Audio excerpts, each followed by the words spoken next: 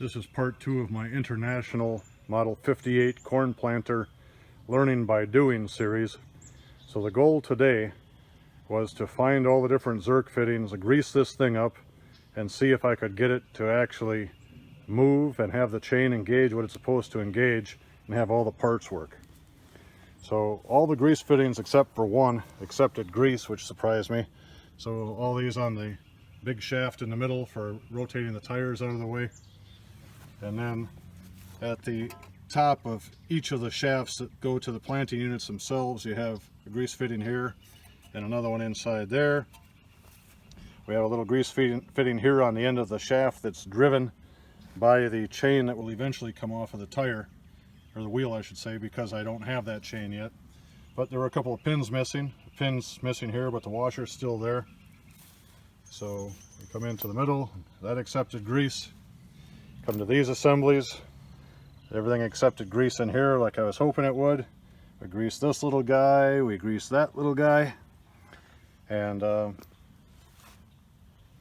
anyway, surprisingly, I went through this whole thing and every spot I could find a grease fitting, it accepted it, so I was happy about that. And when we get back to the planting units, when I took the tops off of them, you can see there's a grease fitting in here, and there's also a grease fitting down here beneath of the planting units themselves.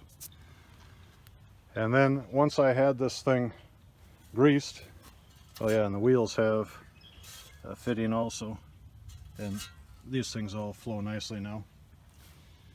But once I had it all greased, I grabbed a vice grip and actually made it cycle, and I'll show you how that works. Now I use two different techniques to make this thing go, simulating being driven in a field.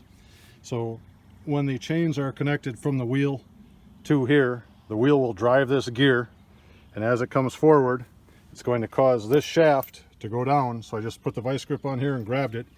If you come and watch the mechanism in here, you'll see that everything is being driven.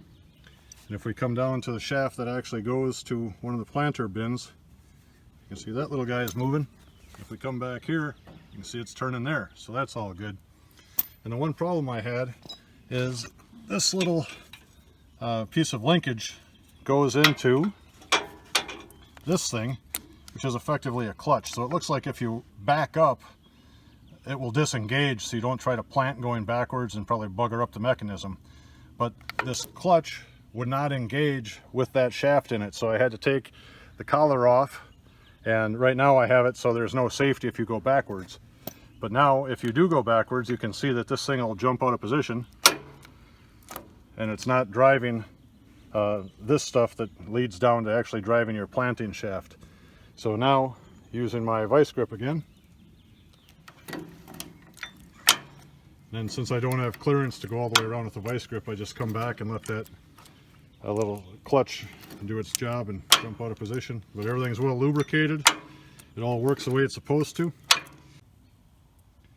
If you don't want to use the vice grip doing the partial turns here, you can go completely around the circle by just going to the end of this shaft right here, and a 5/8 socket. I put a 5/8 6-point on there. It fits it perfectly with a 1/2-inch ratchet, and you can just stand on the end and rotate it all the way around. But the goal for today was to see if I could get everything to function and simulate a planting activity.